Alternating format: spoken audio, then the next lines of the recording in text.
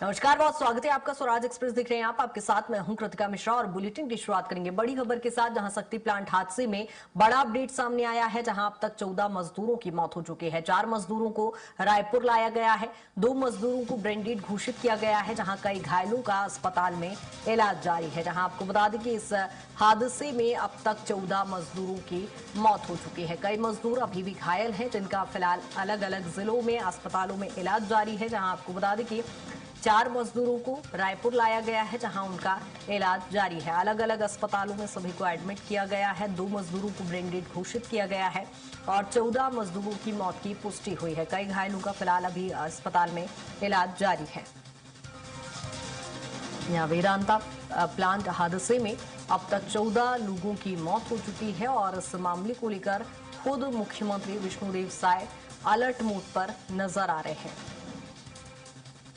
जहां अब तक 14 मजदूरों की मौत की पुष्टि हुई है। कई मजदूर अभी भी घायल हैं, जिनका फिलहाल इलाज जारी है। 4 मजदूरों को रायपुर लाया गया है और ये तस्वीरें आप देख सकते हैं, जहां बॉयलर फटने से ये हादसा हुआ और इस दर्दनाक हादसे में 14 मजदूरों की मौत हो गई है। कई घायलों का अभी भी अस्पताल जारी है, अस्पताल में इलाज जारी है। और ज्यादा जानकारी के साथ राहुल हमारे साथ जुड़ गए हैं। राहुल, क्या कुछ फिलहाल अपडेट है इस हादसे को लेकर? जी, देखा जाए कृतिका तो कल रात जो हादसा हुआ काफ़ी भयानक था। और जिस तरीके से वेदांता पावर प्लांट में जो हादसा हुआ उसमें लगभग 16 लोगों के मारे जाने की जो जानकारी वो निकल करके सामने आ रही है। उसके साथ देखें तो 34 लोग जो हैं वो बुरी तरीके से घायल हैं। उनमें से कुछ लोगों को राजधानी रायपुर के अस्पताल में लेकर के आया गया है और Kalda plastic surgery and burns hospital में यहाँ पर हम मौजूद हैं। हमारे साथ डॉक्टर मौजूद हैं, उनसे सीधे बात करेंगे। सर, देखा जाए तो किस तरीके की स्थिति यहाँ पर आपको नजर आ रही है, किस कंडीशन में उन्हें यहाँ पर लाया गया था? देखिए, काफ़ी क्रिटिकल कंडीशन में लाया गया है। उसमें से 2 जो है वो तो ऑलमोस्ट 100% जल गए थे, जिनकी रास्ते में ही डेथ हो गई, और 2 को गंभीर अवस्था में यहाँ एडमिट किया गया है बर्न आईसीयू में, और उनको भी वेंटिलेटर में रखना पड़ा है क्योंकि काफ़ी ज़्यादा गंभीर स्थिति थी उनकी। सर, देखा जाए तो अमूमन आग से जलने का इलाज आप लोग करते हैं, लेकिन ये थोड़ा अलग है क्योंकि स्टीम के ब्लास्ट होने के बाद पूरी जो घटना है वो हुई है। तो इसमें किस तरीके से इलाज किया जाता है और अभी क्या स्थिति उनकी नज़र आ रही है आपको? देखिए, इलाज मोटे तौर पे एक जैसा ही होता है, पर स्टीम में एक तो इनका टेम्परेचर बहुत ज़्यादा होता है, तो इनकी जो जले की जो डेप्थ होती है स्किन की वो बहुत ज़्यादा होती है। दूसरा, इनकी एक्सटेंट बहुत ज़्यादा है, माने ऑलमोस्ट 85 to 90% जले हैं। तीसरा, स्टीम में एक जो और माने ख़राब बात होती है कि वो जो अपन सांस लेते हैं उसके साथ जो फ्यूम्स हैं, वो गर्म फ्यूम्स जो है वो अंदर चली जाती हैं और वो फेफड़ों को नुकसान करती है और हमारे जो सांस नली है उसमें सूजन पैदा करती है, जिससे स्थिति और जल्दी गंभीर होती है।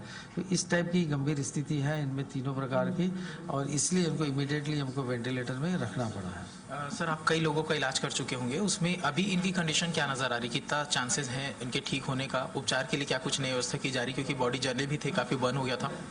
व्यवस्था पूरी हो गई है। कल से हमको खबर आ गई थी कि पेशेंट आ रहे हैं, और बाकी स्थिति तो काफ़ी गंभीर है, और अभी कोशिश करके देखते हैं क्या चांसेस बनते हैं, पर चांसेस थोड़े कम है बचने जी।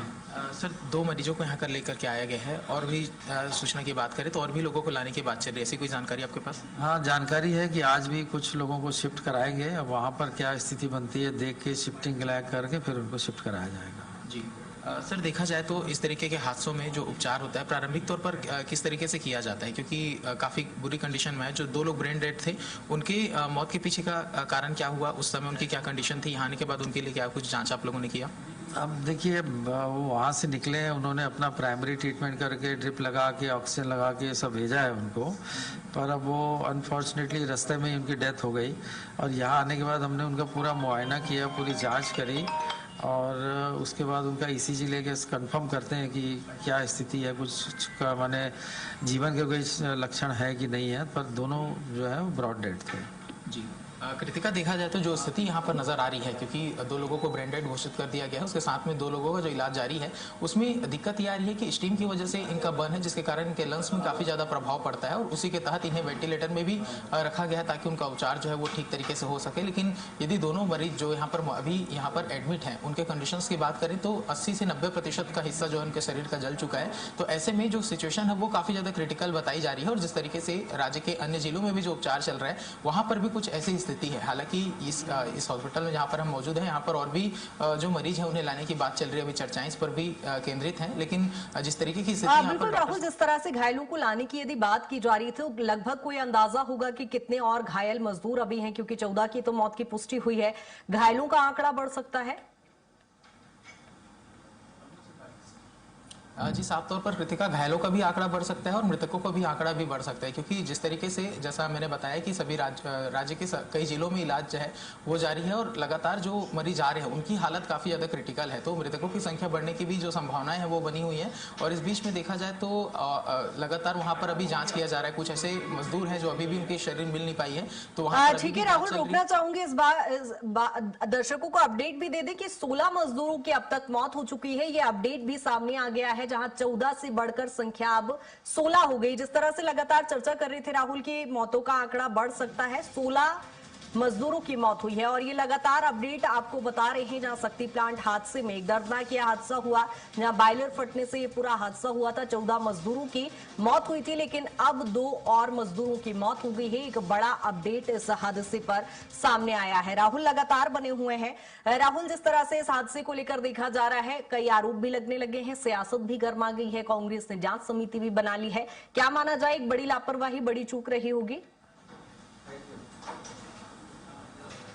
साफ तौर पर देखा कि देखें तो पिछले कुछ सालों की यदि बात करें तो लगातार रायपुर के कई ऐसे प्लांट्स हैं, कई ऐसी फैक्ट्रियां हैं जहां पर इस तरीके की घटनाएं घटित हुई हैं।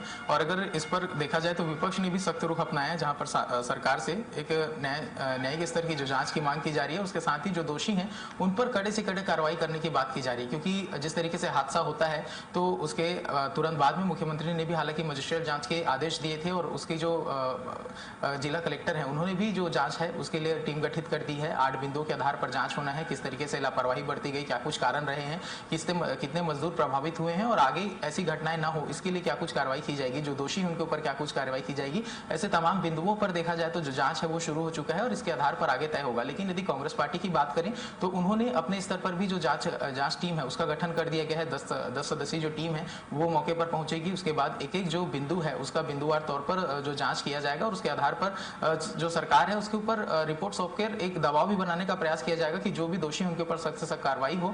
और वहीं यदि सरकार के पक्ष की बात करें कृतिका, तो घटना के होने के बाद ही पहले मुख्यमंत्री ने अपनी जो संवेदनाएं हैं वो व्यक्त की और उसके बाद में मृतकों को 2-2 लाख रुपए और जो घायल हैं उन्हें 50,000 रुपए देने की जो बात है वो की गई थी और इसके साथ में निःशुल्क इलाज भी कराने की जो बात है वो यहाँ पर छत्तीसगढ़ सरकार बिल्कुल राहुल, यानी पीड़ितों के साथ सरकार खड़ी हुई है और इस पूरी घटनाक्रम को लेकर नजर भी बनाए रखिएगा। राहुल, अपडेट आपसे लेंगे। फिलहाल बहुत शुक्रिया तमाम जानकारी के लिए।